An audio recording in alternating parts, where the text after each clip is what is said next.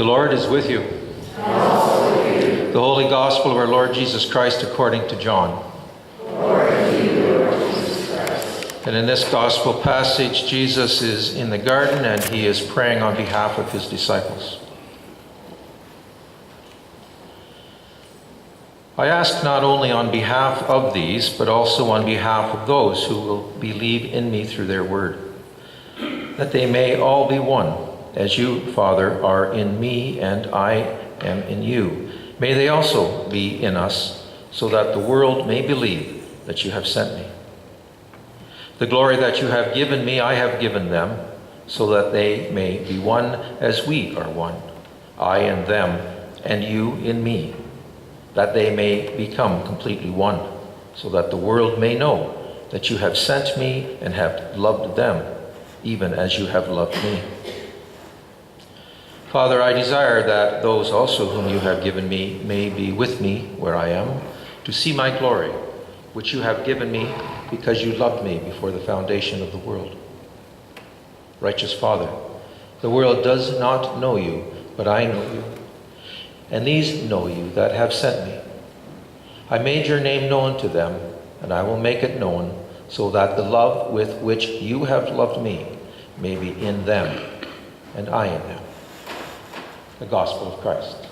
Praise to you, Lord Jesus Christ. Anyway, there we are. It's Mother's Day. First of all, I want to thank all the women who have mothered us over the years. Be they our natural mother or another woman, kin or friend who took on the role. Thank you for enriching our lives.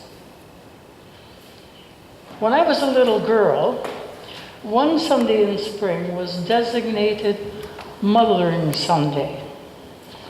Following the church service, we would go to the cemetery and tidy the graves and lay flowers on those that were of the ones who were no longer with us. My memories of these occasions are pretty vague, for I was probably not much more than a toddler at the time. But I would suppose that this tradition perhaps led to Mother's Day as we now know it. Reverend Jim assumed that because I'm a mother, a grandmother, and a great-grandmother, I am somehow qualified to give the homily on Mother's Day.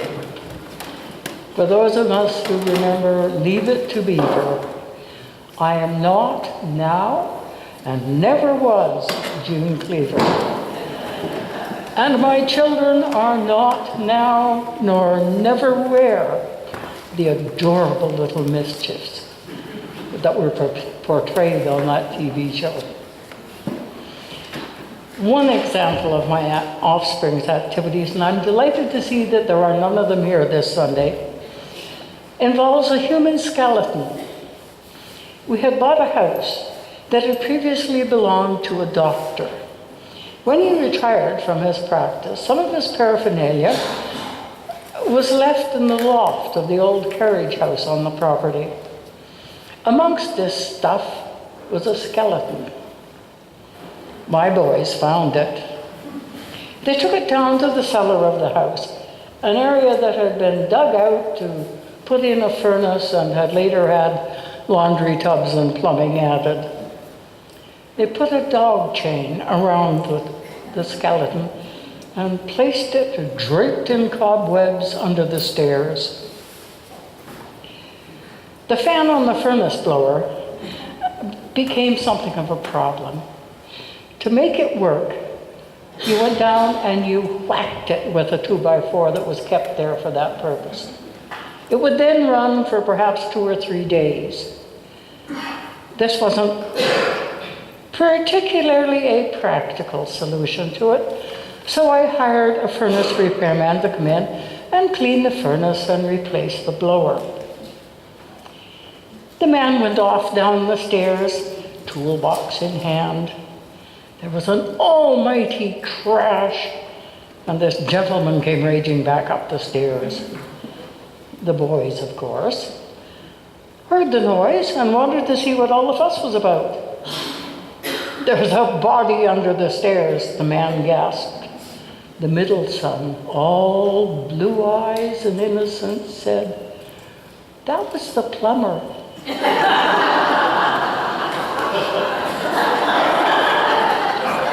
In a small community, word travels quickly.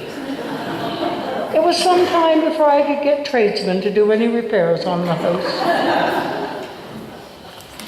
And why am I telling you this? Well, because nothing in my upbringing prepared me for motherhood, and certainly not for children with any sort of imagination. While awaiting the arrival of my first child, I was placed in the middle bed of a 3-bed ward with a lady on one side who was expecting her 12th, and a lady on the other side who was awaiting her 7th. I held the lady who was expecting her 12th was quite upset. The pattern of her labor was not following that of the previous 11 infants. Anyway, I bathed her forehead with a damp towel and assured her that everything was just going to be just fine, and that it would soon be all over, and she'd have this wonderful baby. The lady awaiting her 7th kept telling her not to be such a fool, that having done it 11 times, surely she was just being a drama queen. Having spent some time during my training on the maternity ward, and with no experience other than that, I still felt quite confident in acting as an advisor. Oh, I would be just a fine mother. Hadn't I spent my childhood dressing the cat in doll's clothes and feeding it from a bottle that came from a Wetham's doll? Hadn't I, as I grew older, looked after infant cousins and nieces and nephews, even seeing one nephew through convulsions brought on by a mild fever? Well, having the physical capability to be a mother and knowing the mechanics of it does not necessarily mean that you will be a good mother in the June Cleaver tradition. Each moment with the child brings its own set of responses that are reliant more than just the so-called mothering instinct. There are external factors that are reflected in the mothering response: lack of sleep, other family members working full-time away from home, how one remembers the response of one's own mother in similar circumstances, time constraints, as in too much to do and too little time to do it in. Then there are the overall circumstances of the family. As a new member arrives, first babies are worried over, coddled, and practiced on. Second babies are expected to follow the same behavior and growth patterns as the first. And although not loved less or regarded as less of a miracle, they are treated a little more offhandedly, sort of been there, done that, got the t-shirt. All the stressors that existed with the first child, when the first child was an infant, are still present, and more of them are somewhat magnified by the presence of a second child.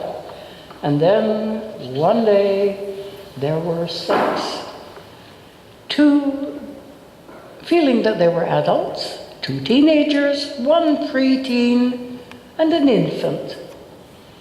So what has all this got to do with a homily on Mother's Day? Through all this, although I wasn't aware of it, or rarely acknowledged it, God was with us. One son, the middle one, who at that time was just past 2 years, developed a high fever and went into convulsions. We were living in a small village in France at the time and used the health facilities of the American military base. An acquaintance whom I barely knew stopped by. She was a local person and spoke both French and English. She phoned her doctor, and within 20 minutes, this gentleman was at the house and was dealing with the wee lad. The crisis over, the lady said, "I was drinking a glass of wine and suddenly thought I should come over and see you." She was a godsend in the true meaning of the word. That was one of the more dramatic events that made me aware that perhaps I had a guardian angel or something watching over us. It is a fact of nature that we all had, and some of us still have, a mother. In our memories, there is a mother figure, even if there was not a mother in our life while we were growing up. Some of us remember the mother influences that disappointed us. Siblings favored over us, an unjust punishment, a time when we felt that we'd been abandoned. Some of us remember her sacrifice of time and resources given freely for our support. We remember the laughter we shared. We remember the advice given by her and perhaps even followed. We remember that she made the best strawberry jam. Few of us have any real knowledge of the day-to-day circumstances of our upbringing. Few of us, we have no real knowledge of the influences that shaped mother's daily life. We only remember the consequence. I often feel that if we didn't have a mother, we would have to take more responsibility for our own shortcomings.